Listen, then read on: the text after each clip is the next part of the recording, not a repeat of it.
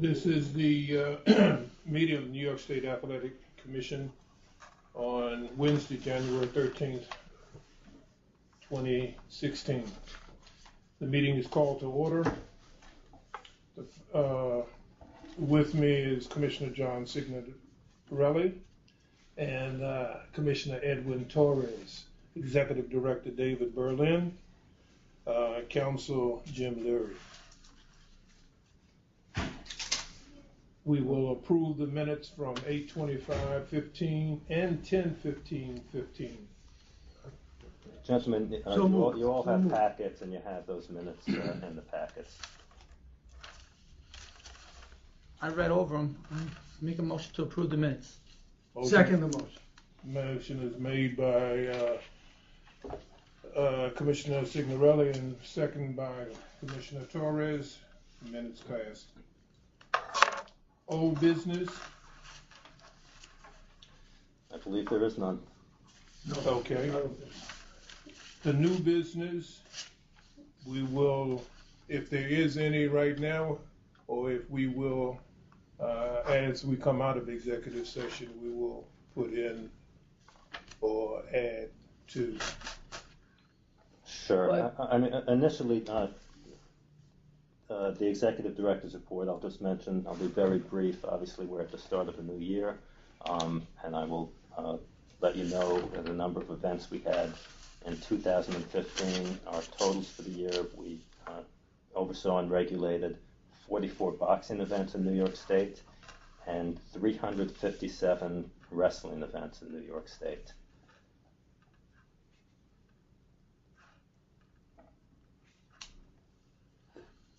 There are, as the chair mentioned, a number of matters that for which we'll need to go into executive session.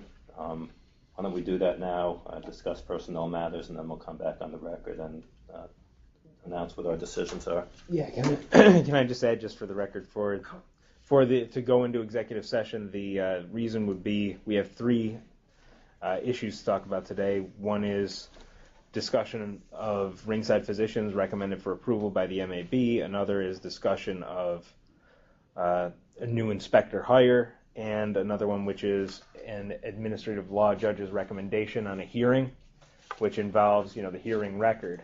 So for review of the hearing record, for discussion of the Medical Advisory Board's recommendation, which could go into and might involve personal employment history and the work of our panel physicians, as well as the personal employment history of the new candidate for inspector. I'd suggest someone motion to go into executive session and handle all those things in one executive session, then come back on the record. I agree. Motion. Second. Motion is made by Commissioner Signorelli, second by Commissioner Torres. Okay. We're now in executive session.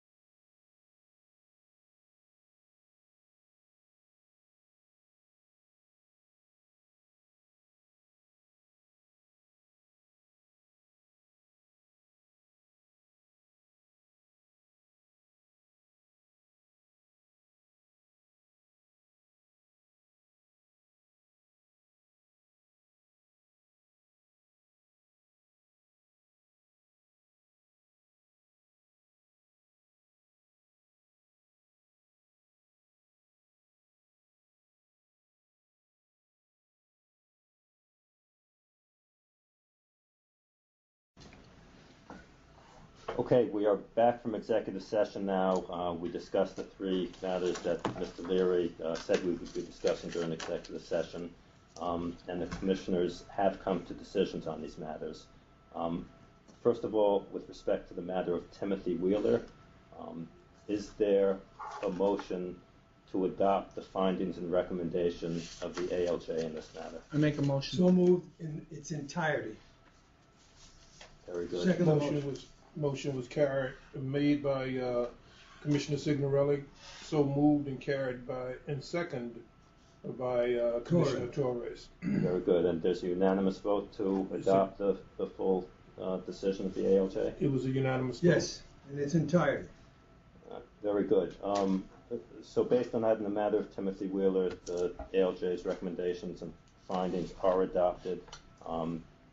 His recommendations were that Mr. Wheeler's purse be forfeited, that he be fined $1,000, and his license to box in New York State is revoked. Absolutely. All three.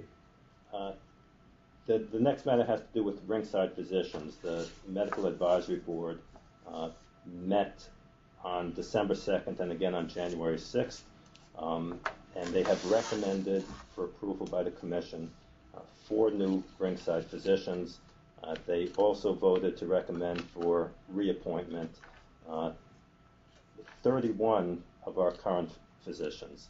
I will go through that list and call for a vote afterwards. You have to enumerate every name for record? For the record, I do, but I will All read right. quickly, I promise you. The 4 new ringside physicians who were recommended for approval by the Medical Advisory Board are Dr. Ed Amores, Dr. Charles Everly, Dr. Guillem Gonzalez Lomas, and Dr. Louis Rothkowitz. The 31 current ringside physicians who were recommended by the Medical Advisory Board for recertification are the following.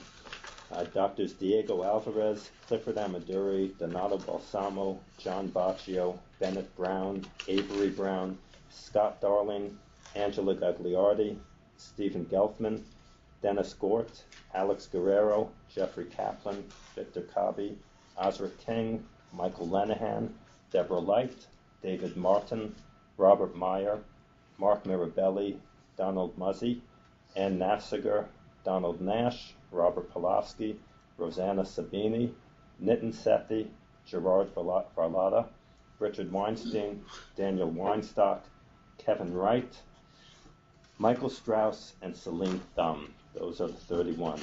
So I will ask you about all of them at once. This has already been discussed in executive session, but is there a motion to accept the recommendations of the Medical Advisory Board and approve the 4 physicians to become ringside physicians for the New York State Athletic Commission and approve the recertification of the 31 doctors whose names I just read to you? So moved. I second. The recommendation was put on the floor by Commissioner Torres, second by Commissioner Signorelli. Unanimous. So moved. The recommendation is carried. Very good. So the vote is unanimous to approve those recommendations by the Medical Advisory Board.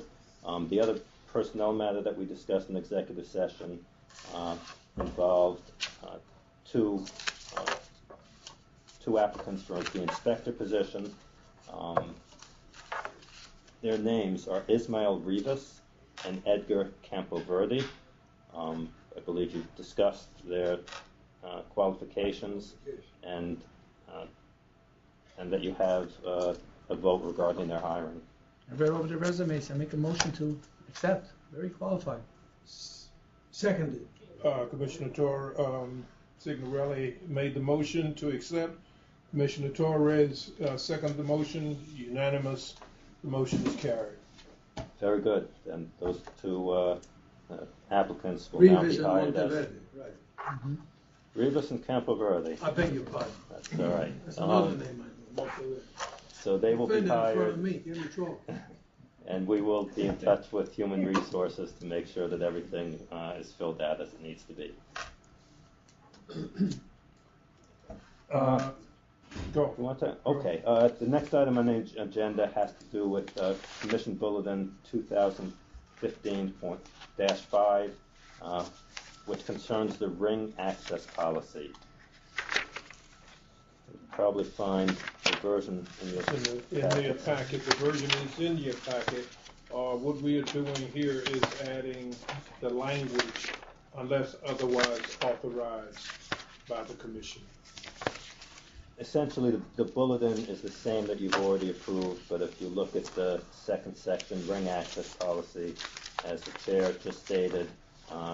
What page did you look at, can I ask? It's on, Right there, just. Previously, it had first amount of clause time, has like a 2 caveat. days. Okay, I got it. so what we're adding is That hasn't unless changed. otherwise right here. Okay. But with this statement, Right. At the Very last good. meeting, unless otherwise authorized by the commission, those words were added to the locker room access Right. policy. But not the ring. not the Today, we will add them to the ring access policy to give the commission appropriate discretion in the event that there are circumstances whereby some kind of departure from our usual course is necessary. Okay, absolutely. So those words would give the commission that discretion, obviously used in its proper judgment. If there is a vote to amend the ring access policy, as you see it in front of you. I Approved. read through it. Absolutely. Okay, Commissioner Torres made the motion to approve, I second it. second by Commissioner Signorelli, Signorelli. unanimously carried, so the motion is approved. Very good. As, So by unanimous vote of the commission, the language unless otherwise authorized by the commission will be the new beginning of the ring access policy. Otherwise, the policy is as it was before, something you already voted on at a past meeting. A number of new gloves were presented to the commission to be put on our approved list. Again, in your packet, there are a number of sheets there where we weighed these gloves, made sure that they were in conformity with New York's requirements. The gloves that are up for discussion and vote today are fly gloves. They are made in England. They make a number of different styles, but it's the standard gloves that were presented to us for approval. 8 ounce, 10 ounce, and 10 ounce extra large are the sizes. They are currently in use or approved by the British Boxing Board of Commission, and the makers of the fly gloves wish to introduce those gloves to New York now. also in your packet, as you look at the specs on the fly glove, it tells you exactly what goes in it to make it the 8 ounce and where the weight is.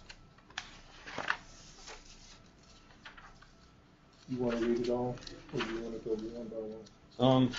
Well, I'll just mention we can vote on the gloves separately, but the other gloves that are being presented for approval are Adidas gloves, the Adidas Pro gloves, the 8 ounce, and the 10 ounce.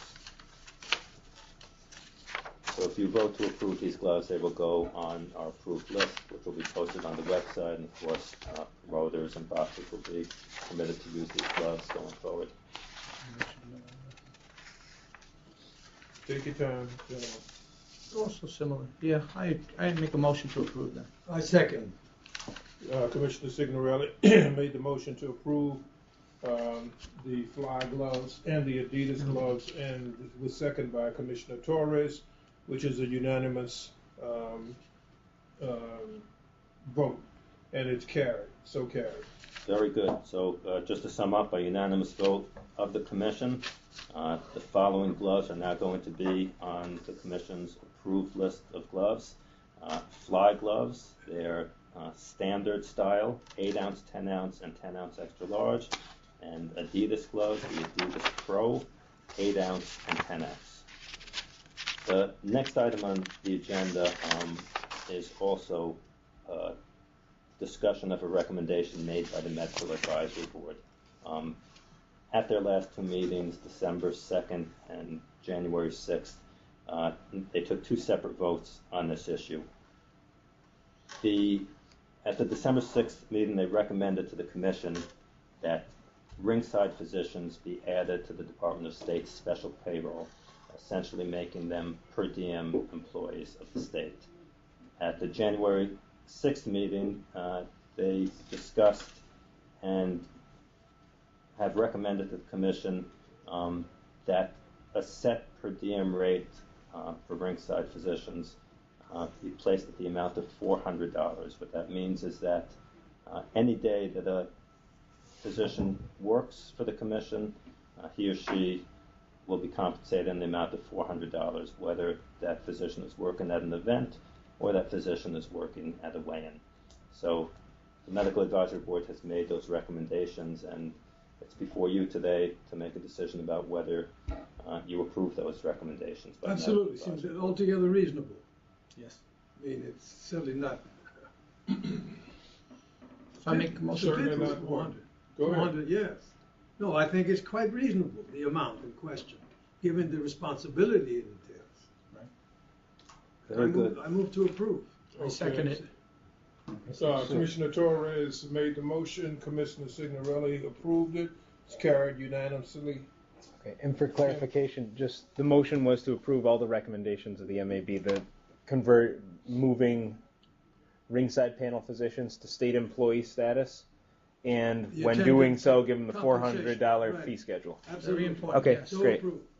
Very good. And as a second part of that, I think it might be appropriate if you vote to authorize, now that you have approved these recommendations, if you vote to authorize the Department of State to move forward in making the physicians employees, because there are some internal processes that need to take place now through human resources and perhaps other divisions of state government. So if you'll take a vote to authorize and to move forward, and As an addendum, authorize. and that this will take effect, both the fact that the ringside physicians are employees of the state and the new fee schedule of a $400 per diem rate, that they will take effect at the moment that human resources makes these physicians employees. So moved. I second Torres. it, without a doubt. So Seconded, Signorelli. Torres made the motion, second by Commissioner Torres. The motion is carried that the addendum to the motion that the HR move expeditiously to allow the hiring of the doctors by the state. Very good. So that's unanimous. Great. Next item on the agenda has to do with boxing timekeepers. There is presently a policy in place, as all of you know, whereby amateur referees, let me rephrase that, whereby referees of professional boxing are not permitted to work in amateur events. boxing. And And the same is true for judges. Judges of professional boxing are not permitted to work in amateur boxing. This discussion has to do with either a clarification or setting forth a policy with regard to boxing timekeepers.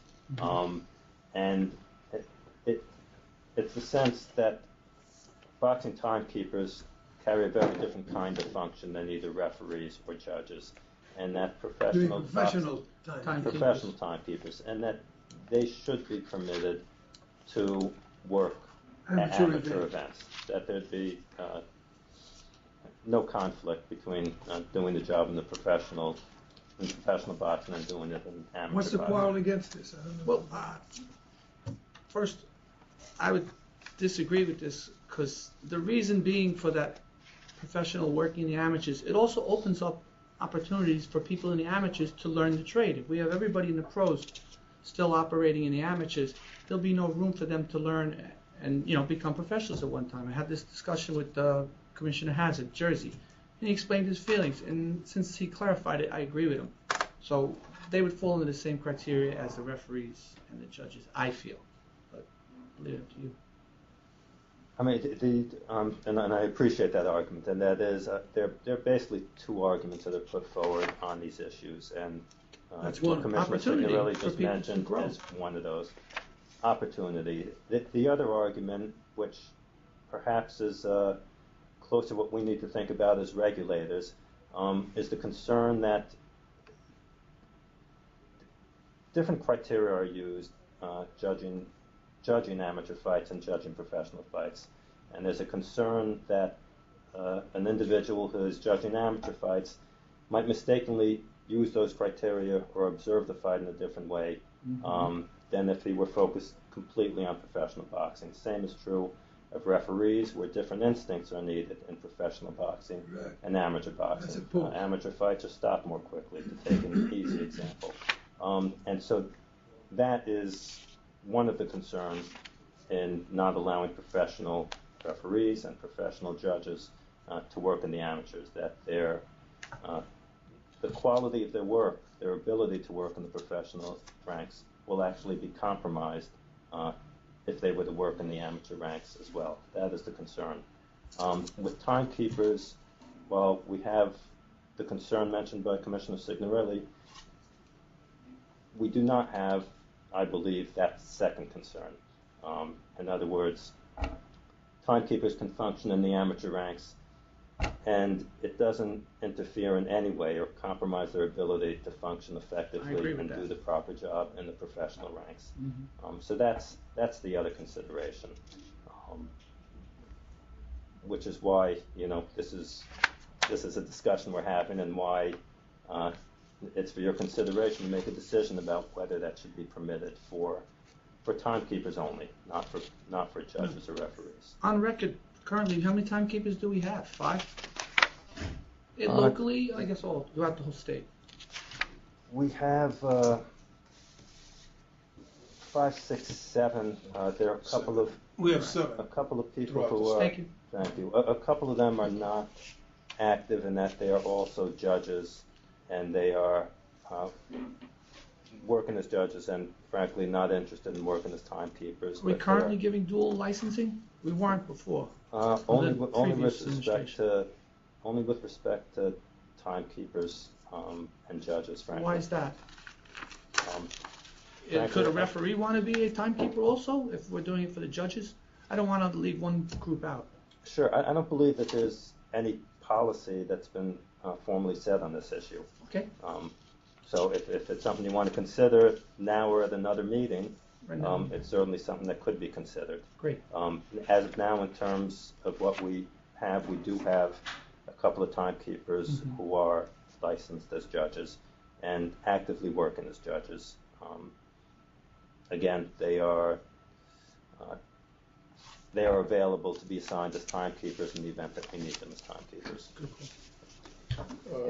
Ms. Torres, you wanted to say something on the timekeepers?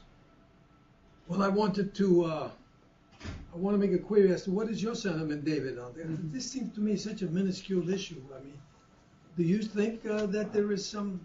I believe timekeepers who are working for professional boxing should be permitted to work in the amateurs as well. Again, my main focus is on their ability to do the job, and because that doesn't interfere with their ability to do the doesn't job. compromise it in any way. Right. I would agree with your posture on that. Okay. So I have no quarrel with these guys sitting on both. I don't see how they would in any way contaminate or compromise And working in amateur events, professional timekeepers. Okay. so I would just add, just for the posture of this, the regulations of the commission put a restriction on officials where they say no referee judge. This is at 19 NYCRR 207.27. So it's no referee, judge, or timekeeper shall officiate in any way at a boxing program within the state of New York which is not conducted under the authority of the State Athletic Commission. So that's where amateur things come in, but it's unless otherwise directed or authorized by the commission. So that's why issues come to the commission for a vote on the concept of authorizing a timekeeper in accordance with that rule to do that. I just wanted to But this clarify not- that for the this record. does not fly in the face of that. No, the rule actually says that General. they can't do it generally unless the commission would see fit to I modify the have policy I have in no some way. quarrel with allowing So it. you have the authority to do I it. have no quarrel with allowing it. So we have one who feels that it shouldn't be allowed, and we have one who feels that it is. I or disagree should be because like I said, if Right. we'll You compare spoke it to one guy. We'll compare it to baseball. No, I know my experience in the amateurs. I don't know if you guys spend time in the amateurs. You have, but opportunities. If we keep them in the amateurs, those amateurs won't get a chance to grow. There'll be less people, less opportunities for them to become professional timekeepers. If we did the same thing with refereeing and judging, they'd never have opportunity to, expand themselves, learn more. So So you're that's worried my about job opportunities. Is that what you're concerned about? overall. I don't know. They should be held under the same guidelines as our referees and judges. Alright. That's my opinion, because I came from the farm leagues into the pros. Right. That's basically it. Well, That's why we have three. I don't see I see the connection with referees and judges I have a problem with that. Mm-hmm. I really do, because it takes a certain set of skills to be a Different judge. criteria It's also. a totally different criteria. I don't see the problem in timekeepers, because what you're doing actually is looking at a clock. And if you can look at the clock for the 2 minutes in the amateurs, you can look at the clock for another minute in the professional level. That's right, it's 2 minutes. I don't think the opportunity is hindered for advancement so much, Commissioner Signorelli. I think that if a person wants to apply as an amateur, as a timekeeper, as a professional, we would be more than happy to look at the application and either grant it or deny it. So my recommendation would be to let this amendment that we have on there To allow professional boxing. professional timekeepers to work in amateur events. That would be my recommendation. I'd like to put a motion on the floor from my esteemed I colleague. definitely would approve of that. I'm for that. You want to reassess your posture or your position, given what the Given chairman the- has just indicated? The weight of this, I will agree. Okay, Okay. Based upon Pass. the chairman's opinion. Commissioner Torres So made it's the unanimous? recommendations, and Commissioner Signorelli Second. seconded, and it's approved unanimously. thank you, The- thank you, John, Thank you for that. Tom, Thank you. that the timekeepers professional timekeepers will be able to work in the amateurs. Amateur events. Amateur events. David? Next item on the agenda concerns NSAIDs, which is an acronym for non-steroidal anti-inflammatories. This is an issue that came up before the Medical Advisory Board. They're basically a list of medications that, according to the Medical Advisory Board, should not be used by boxers within a week of the bout. If you look at the last 2 pages of the packet, you'll see what was drafted by our Chief Medical Officer, Dr. Jordan, and approved by the Medical Advisory Board at their last meeting. I got it here. Thank you. And this is now based on the Medical Advisory Board's recommendation before the Commission to vote on and approve both the acknowledgement form that we are sending to promoters and having them return to us along with contracts right now. In other words, Fox will sign off that he's been given notice of this. Boxers are told That's on that they the should second not be page. taking these non-steroidal anti-inflammatories within the week of the bout. And in addition, a vote to update our medical manual to reflect this new policy about NSAIDs. No, I have no problem with this. I approve. I agree. I second that. Judge Torres, Commissioner Torres made the motion to accept the recommendations by the MAB. It was seconded by Commissioner Signorelli, and it would be passed unanimously that the NASDAQ acknowledgement will go into the medical form, and the 2 forms that are filled out go to the promoter and the boxer for his signature and sent back to us. Very good. So we'll be using these acknowledgement forms moving forward, Yep. and we will be adding this information to the Commission's medical manual. Finally, this is not in the packet, but I handed it to you separately.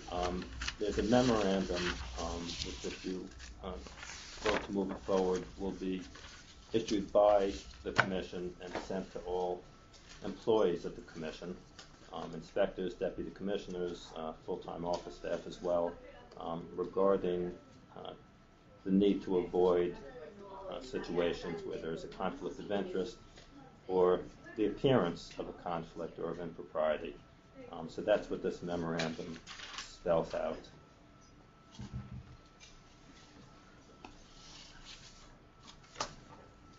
If you have a chance, you want to read it.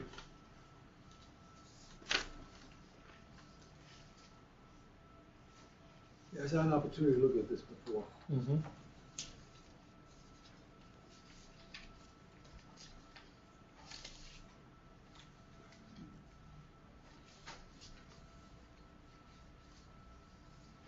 I heartily approve and endorse it. Very good. Excellent. Clearly. Okay. Yes, I agree also. No semblance of nepotism must rear its head. Point. Right. All right. Commissioner Torres Judicial claptrap. I still utter it. makes the recommendation. Is seconded by Commissioner Signorelli. Yes. And it's carried unanimously that the ethics, where am I? Conflict. Regarding conflict of interest. Regarding conflict of interest by the staff at boxing events. Carried unanimously. Very good. So this memorandum is approved, and we will send it out to all employees this afternoon, so that all staff is aware of this. This policy. accounts for even a minimal percentile of consanguinity. It's very detailed about who should not be working based on the relationship, and it specifically defines relative or close personal friend. Right. Exactly as you to say, to avoid any appearance of impropriety or favoritism or nepotism. Absolutely. Very We good. and I, we used to claim we were cousins. Former light heavyweight champ Jose, because we got the same name. I love that. He used to come to court and sit with me. I love that guy. We said we were cousins. Except I couldn't fight for shit. All right, we're almost done with the We're meeting. almost finished. It just gets to give us. No, that's I it. think that was it, wasn't it? Yeah. We would like to have Absolutely. And I want to say something. a motion off the record. to